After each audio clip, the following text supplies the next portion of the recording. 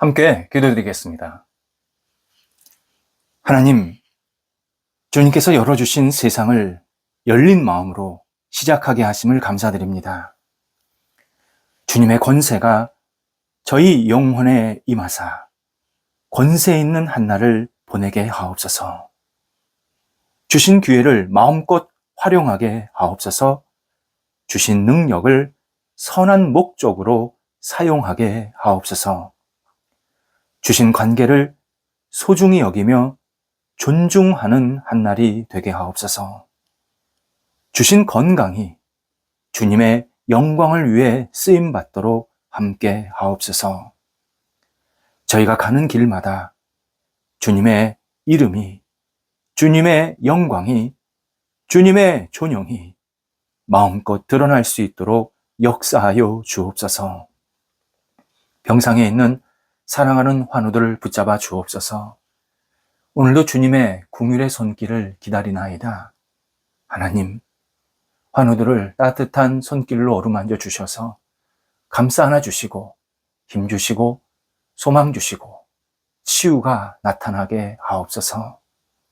어제보다 오늘도 가볍게 하시고 주의 주시는 능력으로 약물이 투여되고 여러 가지 진찰과 치료받는 과정 속에서 하나님의 섬세한 능력을 공급받을 수 있도록 인도하옵소서. 가정에서, 병원에서 여러 가지 진찰 과정 속에 있는 우리 환우들, 오늘도 주님의 손길을 의지하면서 힘차게 일어나게 하시고 마음껏 영광 돌리는 한 날이 되도록 인도하옵소서. 옆에서 기도하시는 가족들을 붙잡아 주옵소서. 가족들도 안정되게 하시고 은혜가 있게 하시고 삶의 자리에 주님이 주시는 담없는 은총이 깊어지게 해주셔서 역할들 감당할 때 어려움이 생기지 않도록 인도하옵소서. 자녀들 하나님의 사랑이 넘쳐나는 한날이 되게 하옵소서. 말씀으로 살게 하시고 진리 위에 걷게 하시고 사랑으로, 능력으로, 은혜로 깊어지게 해주셔서 우리 자녀들이 가는 곳곳마다 예수님의 온전하심이 드러날 수 있는 복의 통로로 오늘도 쓰임받게 하옵소서. 국내에 있던 해외에 있던 어느 자리에 있던 자녀들이 맡겨진 소명을 잘 감당하게 하시고 주님을 바라볼 때 흔들림이 없게 하시고 예수 그리스도 안에서 평안이 넘쳐나는 자녀들 되도록 인도하옵소서. 장래에 여러 가지 고민과 생각을 가지고 또 만남을 가지고 일을 가지고 계속 기도하는 자녀들 붙잡아 주셔서 좋은 결실이 맺히게 하시고 하나님께 영광되게 하시고 문이 활짝 열리게 해주셔서 하나님 앞에 쓰임받는 인생, 복된 만남이 있는 인생이 될 수 있도록 모든 여건들을 주장하여 주옵소서. 공부하는 자녀들을 붙잡아 주옵소서. 공부할 때 힘들지 않게 하시고 지치지 않게 하시고 최선을 다하게 하시고 열정을 가지고 주님의 뜻을 이룰 수 있는 학업의 시간 되게 하옵소서. 다음 단계를 하나씩 하나씩 준비해 나갈 때 주님의 뜻을 이룰 수 있게 하시고 이 과정 속에서 하나님의 놀라우신 능력을 공급받아서 마음껏 영광과 찬양을 들려드리도록 인도하옵소서. 시험을 앞두고 있는 자녀들, 진학을 앞두고 있는 자녀들, 또 거룩한 열정을 가지고 공부하고 있는 자녀들 함께 하셔서 모든 것들이 주님의 뜻을 이룰 수 있는 시간들 되게 하옵소서.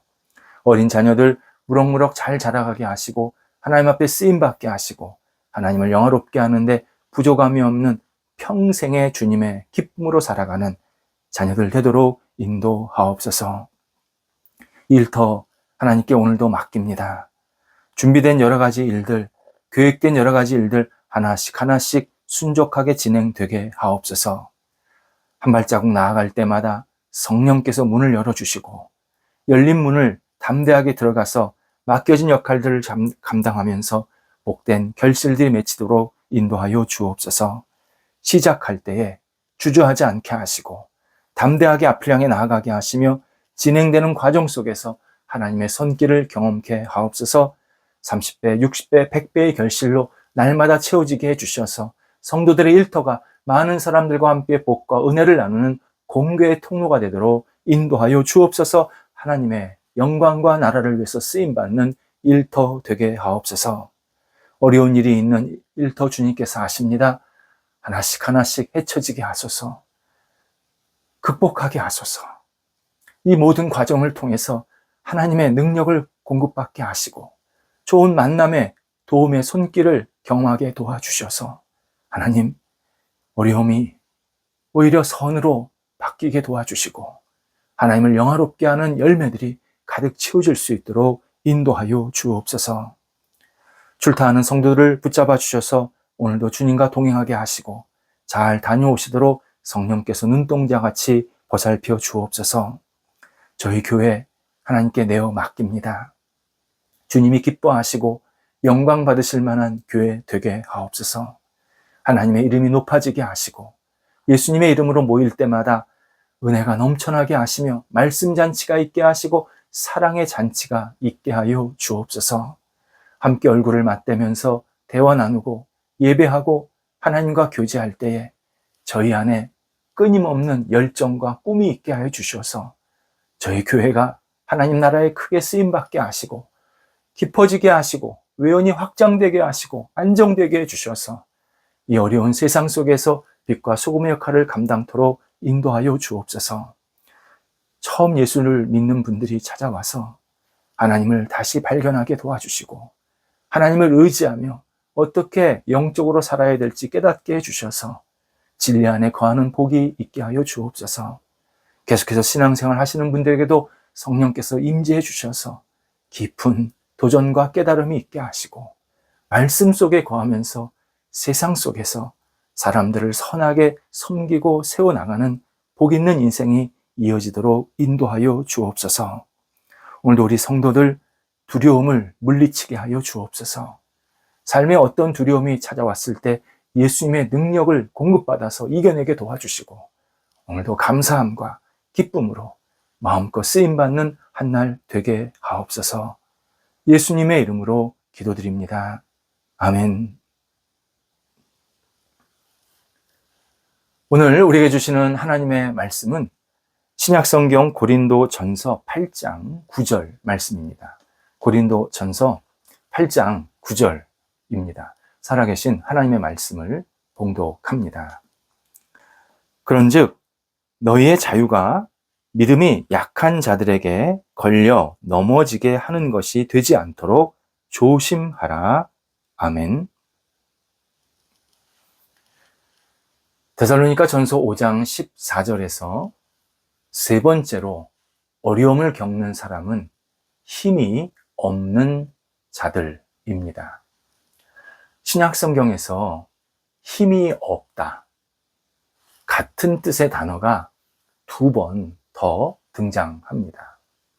하나가 야고보서 5장 14절에 나옵니다. 사도 야고보는 병든 자가 있느냐? 그는 교회 장로들을 청할 것이고 장로들은 주의 이름으로 기름을 바르면서 그를 위해 기도해야 한다 라고 하나님의 뜻을 전해주고 있습니다. 여기서 병든 이 뜻이 힘없는과 같은 의미입니다. 병든은 기본적으로 육체 질병, 육체의 약함을 말하는 게 분명합니다. 그런데요, 이 병든에 또 한 가지 뜻이 담겨 있습니다. 단순히 육체적인 약함이 아니라 도덕적으로 문제가 생긴 사람, 윤리적으로 잘못된 행동을 하는 사람, 그러한 상태, 이것도 병든이라는 뜻에 담겨 있습니다. 도덕적으로 연약한 사람을 위해서 교인들이 또는 교회 지도자들이 같이 영적으로 도덕적으로 굳게 세워지기를 옆에서 기도해 주어야 한다 라는 의미로도 이 본문을 이해할 수 있습니다. 또 하나가 힘이 없는 이 단어가 오늘 본문에 나오는 단어입니다. 믿음이 약한 자. 여기에서 약하니 힘없다와 똑같은 성경 언어입니다. 믿음이 약하다. 굉장히 예민한 사람을 말합니다. 잘못된 것이 아닌데도 자신의 기준, 자신의 어떤 생각 때문에 맞지 않습니다. 그 일이. 그래서 그 일을 죄로 여기는 태도를 말합니다. 실제로는 죄가 아닌데, 실제로는 잘못된 일이 아닌데, 자기 기준, 어떤 자기 경험에 의해서 이걸 잘못됐다고 여기는 태도를 말합니다.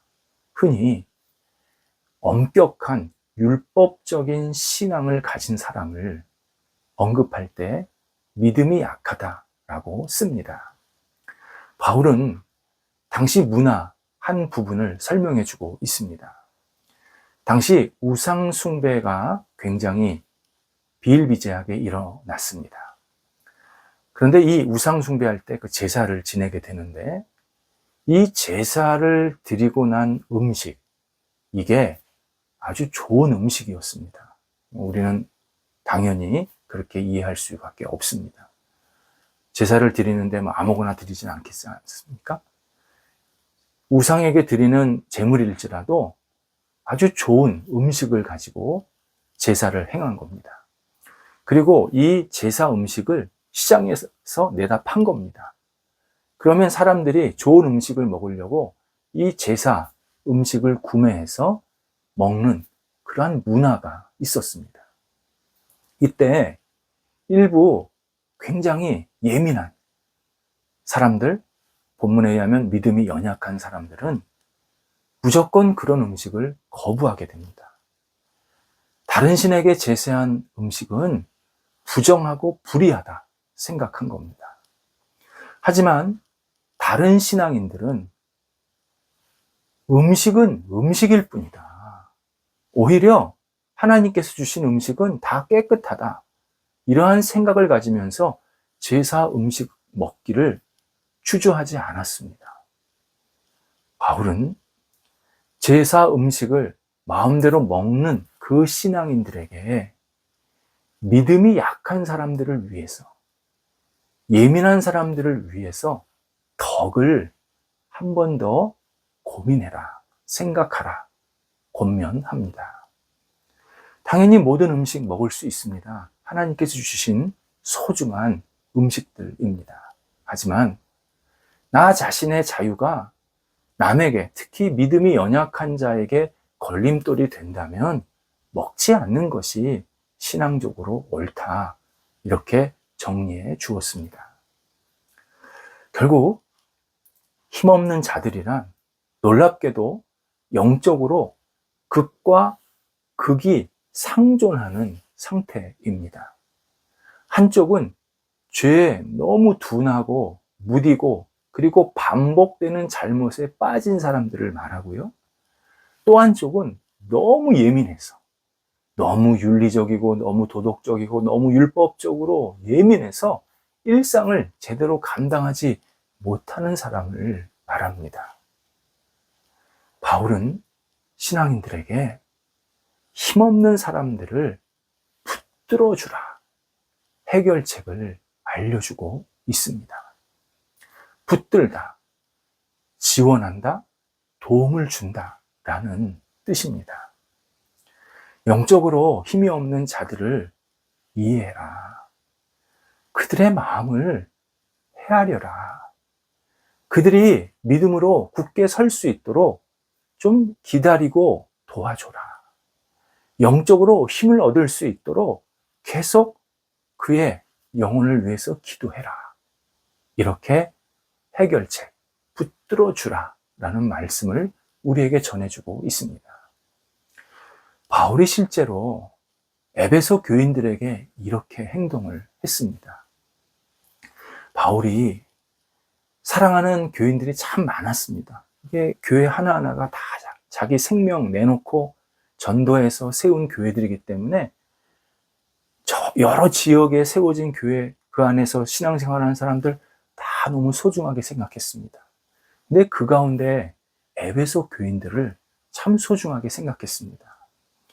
사도행전 20장에서 바울이 전도 여행을 마치고 예루살렘으로 들어가려고 하는 장면이 나옵니다. 그때 예루살렘은 오순절이 가까운 시기였습니다. 그러다 보니까 예루살렘에는 오순절을 지키기 위해서 각지에서 많은 사람들이 모인다라는 사실을 바울이 알았던 겁니다.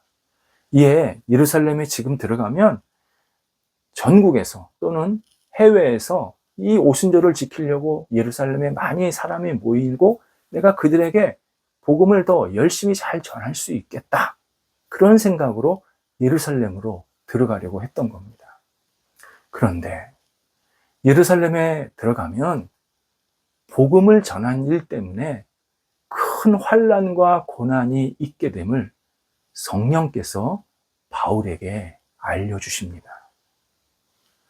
그런데도 바울은 주저하지 않습니다. 예수 그리스도로 인해서 고난을 받겠다고 결심하고 담대히 복음을 전하겠다고 열정을 불태웁니다. 자신이 고난을 받아서 복음이 확장한다면 얼마든지 고난에 동참하겠다. 그게 하나님의 뜻이고 계획이다. 그러면 나는 거기에 순종하겠다. 그렇게 고백하면서 예루살렘으로 들어가게 됩니다. 이에 바울이 배를 타고 예루살렘으로 넘어가기 위해서 밀레도라는 항구 도시에 도착하게 되었습니다. 밀레도는 당시 바로 옆에 거대 도시 에베소의 항구 지역이었습니다. 그러니까 예를 들어서 말하자면 인천 부두를 통해서 서울로 올라오는 것과 똑같은 겁니다. 서울은 항구가 없지 않습니까? 인천으로 들어와서 육로로 서울에 들어온다. 그게 밀레도와 에베소의 관계였습니다.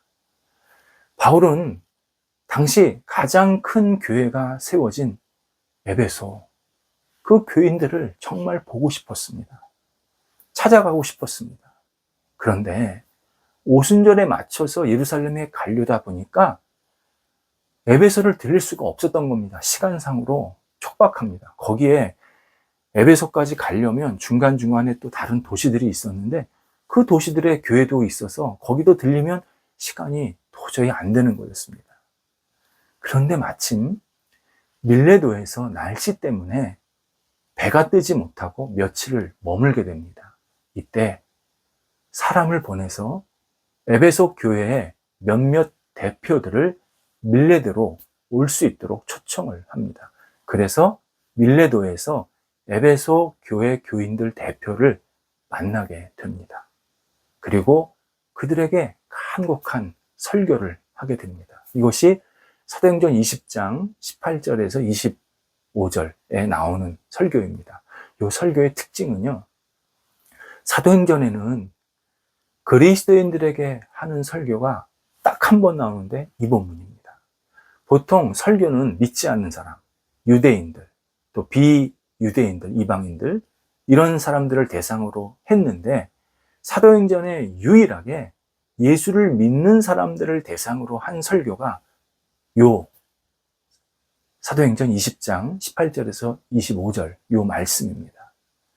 그 내용은 고난 속에서 흔들리지 말라. 주님의 자녀로서 끝까지 신앙을 지키라. 라는 것이 핵심이었습니다. 당시 에베소는 다양한 우상 숭배하는 도시였습니다.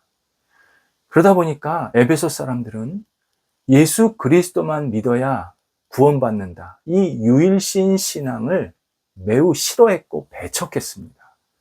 그래서 보이고 보이지 않는 핍박을 이 그리스도인들에게 계속 행한 겁니다.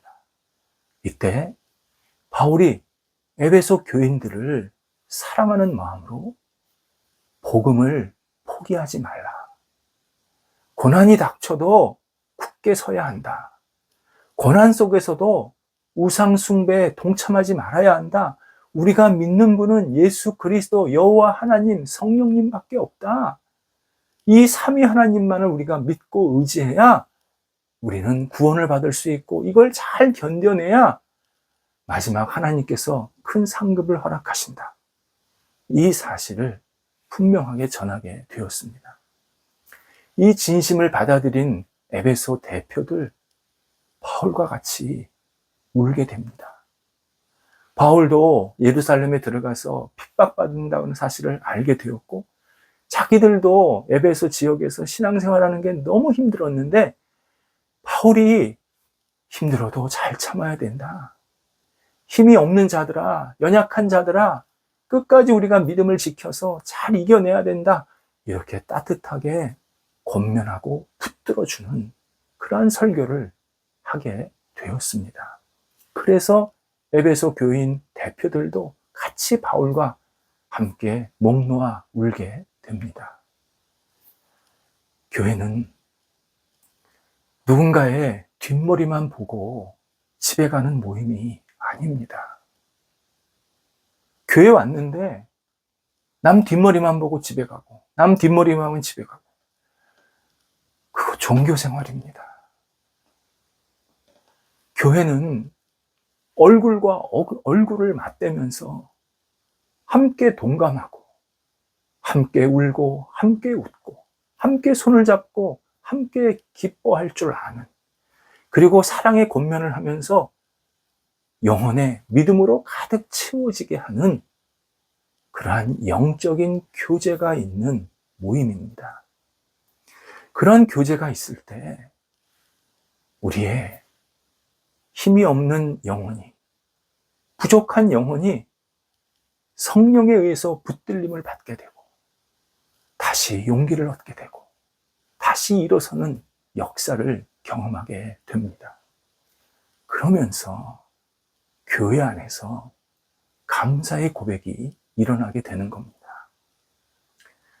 힘이 없는 사람들, 곧 마음에 끊임없는 예민함과 때로는 세상 속에서 이 도덕적으로 윤리적으로 잘못된 행동을 반복하는 이러한 힘이 없는 상황에 있는 사람들, 교회 안에서 다시 권면받고 용기를 받고 올바른 방향으로 신앙생활하는 그러한 이끌림을 받아서 감사의 고백이 넘쳐나고 하나님 앞에서 새롭게 세워지는 놀라운 은혜의 역사에 동참해야 합니다.